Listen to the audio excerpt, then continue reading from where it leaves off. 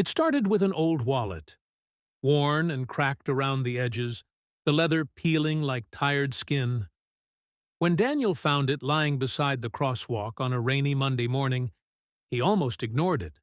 Late for work, coffee in hand, umbrella turning inside out from the wind. But something made him stop. Maybe it was the photo inside the wallet, a faded picture of a little girl with missing front teeth and a beaming smile. Or maybe it was the address scribbled on a gas receipt tucked in the back pocket. Either way, Daniel turned around and missed his train just to drop it off. The address led him to a quiet brownstone where an elderly man named Harold answered the door, eyes wide with disbelief when Daniel held out the wallet. "I thought it was gone forever," he whispered, voice cracking. "That photo. She's gone now. My daughter. That's all I have left of her." Daniel didn't say much. He just smiled, nodded, and turned to leave. He never asked for anything in return. A week later, Daniel was laid off from his job. Budget cuts, downsizing, whatever they called it these days. He sat for hours on a park bench, staring at his reflection in the fountain water, wondering what came next. He didn't have a plan. No savings. Rent overdue. His pride wouldn't let him tell his mother, and his friends were all drowning in their own lives. He walked home that night under the same rain, only this time he didn't bother with the umbrella. As he passed a food truck closing up, the vendor called out to him, "Hey man, you look hungry. Take this." A warm sandwich, no questions asked. Daniel was startled. "Why?" he asked. The vendor shrugged. "You never know how far a small, good deed can go." It was a line Daniel himself might have said a week ago, but hearing it now, it hit different. He took the sandwich with trembling hands, and a nod that barely formed into a thank you. The next morning, Daniel decided to apply for a job at a local bookstore. It wasn't what he was trained for. He had a degree in finance and years of corporate experience, but something about the place calmed him. Rows of worn paperbacks, the smell of old pages, and a quiet that reminded him of childhood afternoons spent with his grandfather. The owner, a soft-spoken woman named Evelyn, hesitated when she saw his resume.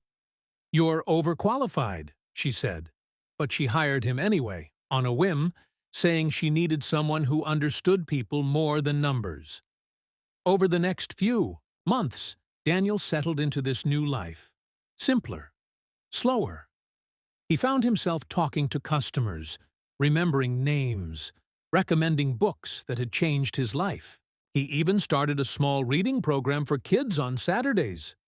Slowly, he began to feel whole again.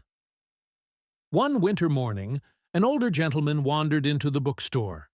Daniel recognized him instantly. Harold, the man he'd returned the wallet to months ago. He looked thinner, frailer. He didn't seem to recognize Daniel at first, but he smiled when offered a chair and a warm cup of tea. They talked about books, life, and Harold's daughter. She had passed away in a car accident.